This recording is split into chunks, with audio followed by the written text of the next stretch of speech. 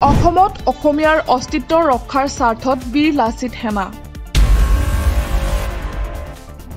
যিকোনো বেনাৰ পোষ্টাৰত প্ৰাধান্য পাব লাগিব অসমীয়া ভাষা এই মন্তব্য বীৰ লাচিত সেনা অসমৰ দক্ষিণ কামৰূপ আঞ্চলিক সমিতিৰ পৰা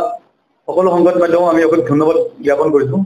আৰু আমি ইয়াৰ দ্বাৰা জনাও যে সংবাদ মাধ্যমৰ জৰিয়তে জনাও যে দক্ষিণ কামৰূপৰ বিভিন্ন ব্যৱসায়িক প্ৰতিষ্ঠানসমূহত আমাৰ বীৰ লাচিত সেনাৰ দেখিছো যে আমাৰ তেওঁলোকে অসমীয়া বেনাৰসমূহ লগোৱা নাই বা অসমীয়া যিকোনো অসমীয়া ভাষা তেওঁলোকে ব্যৱহাৰ কৰা নাই তেওঁলোকে যি ভাষা ব্যৱহাৰ কৰিছে আমাৰ তাত কোনো ক'বলগীয়া একো নাই বাৰু কিন্তু কথাটো হ'ল কি অসমীয়া ভাষাটো প্ৰতিখন বেনাৰতে অসমীয়া ভাষা থাকিব লাগিব আৰু এইটো বাধ্যতামূলক হিচাপে লাগিব আৰু ইয়াৰ দ্বাৰা আমি সকলো ব্যৱসায়িক স্বত্বাধিকাৰীক আমি জনাও যে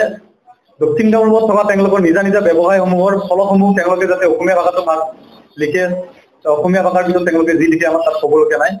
আৰু অহা 15 দিনৰ ভিতৰত তেওঁলোকক বাধ্যতামূলক হিচাপে আমি দাবী উত্থাপন কৰিছে অহা 15 দিনৰ ভিতৰত তেওঁলোকে অসমীয়া ভাষাটো লিখিব লাগিব এইটো আমাৰ দাবী থাকিব আৰু যদিহে অহা 15 দিনৰ ভিতৰত তেওঁলোকে অসমীয়া ভাষাটো তেওঁলোকে ব্যৱহাৰ নকৰে তাৰ বিৰুদ্ধে তীব্ৰ প্ৰতিবাদ কাৰ্যসূচী লোৱা হ'ব আৰু তেতিয়া কিন্তু তেওঁলোকে স্বত্বাধিকাৰী সকলে আমাক কোনো ধৰণৰ আইনী ব্যৱস্থা ল'ব নোৱাৰিব আৰু দুবৰীয়া নহয় যে ব্যৱসায়িক প্ৰতিষ্ঠান লগতে কোম্পানীসমূহ গঢ় লৈ উঠিছে তাত আমাৰ যিখিনি মহিলা আৰু মানে ছোৱালীখিনি কাম কৰে সেইখিনি ছোৱালীক মানে নিৰাপত্তা দায়িত্বটো আমাৰে তাত মানে তাৰ বাবে পাওঁ যে তেওঁলোকে যাতায়াততো সুব্যৱস্থা কৰি দিয়ে বিশেষকৈ ৰাতিৰ ক্ষেত্ৰত মানে কি কেতিয়াবা কি হয় এটা চকুত নমাই থৈ যায় বাকী ভিতৰৰ অঞ্চলত বহুত ছোৱালী থাকে তেওঁলোকে সেই ব্যৱস্থাটো যেন কৰি দিয়ে তাৰমানে সেইটো আমাৰ দাবী থাকে এটা ক'বলগীয়া আছে যে আমাৰ দক্ষিণ কামৰূপত থকা বিভিন্ন কোম্পানীসমূহত 80% আমাৰ খিলঞ্জীয়া দিয়াটো বাধ্যতামূলক 20% বঙালী বিহাৰী মাৰোৱাৰী যি হয় হ'ব কিন্তু 80% আমাৰ খিলঞ্জীয়া থাকিবই লাগিব সেইটো বাধ্যতামূলক খিলঞ্জীয়া ভাই ভনী গোটেইখিনি আৰু মহিলা হওক বা ল'ৰাই হওক থাকিবই লাগিব মুঠতে 80% দিয়াটো বাধ্যতামূলক হৈ যাব আজিৰ পৰিস্থিতি বহুত বেয়া কাৰণ বৰ্তমানৰ পৰিস্থিতিত বহিৰাগতৰ যিখিনি আগ্ৰাসন হৈ আছে এই আগ্ৰাসনৰ বলি আমাৰ অসমীয়া খিলঞ্জীয়া ভাই ভনী হ'বলগীয়া হৈছে কিন্তু ইয়াৰ দ্বাৰা আমি এটা স্পষ্ট আৰু চিধা কথা কওঁ যে বীৰ লাচিত সেনা অসম থকালৈকে অসমত কোনো বহিৰাগতৰ আগ্ৰাসন চলিবলৈ দিয়া নহ'ব লাগিলে এটা যোনে কি নহওক মানে যায় কি নহওক আৰু বীৰ লাচিত সেনা অসম থকালৈকে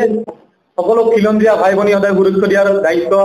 আমি যিমানখিনি পাৰোঁ লৈ ল'ম আৰু চিধা কথা স্পষ্ট কথা আগন্তুক দিনত কোনোবা বহিৰাগতৰ আক্ৰমণলৈ প্ৰত্যাক্ৰমণ হ'বই জয় অসম অসমৰ সংবাদ জগতখনৰ বাবে এক সুখবৰ নৰূপ নসাজেৰে প্ৰায় 30 বছৰীয়া অভিজ্ঞতা পুষ্ট সাপ্তাহিক কবচ পুনৰ এবাৰ ৰাজ্যৰ মাজলৈ স্বত্বাধিকাৰী প্ৰণীতা কলিতাৰ দ্বাৰা প্ৰকাশিত আৰু অমৰজ্যোতি প্ৰিণ্টাৰ্ছ গুৱাহাটী কমাৰ্চ কলেজৰ বিপৰীত ফালে মুদ্ৰিত আমাৰ ঠিকনা মুখ্য কাৰ্যালয় অসম ফৰেষ্ট স্কুল হৰি মন্দিৰ পথ গুৱাহাটী আৰু অস্থায়ী কাৰ্যালয় কলিতা মাৰ্কেট বিজয়নগৰ কামৰূপ অসম মোবাইল নং 9435114666 আৰু 7024722813 মেইল আইডি prabhati.ahom@gmail.com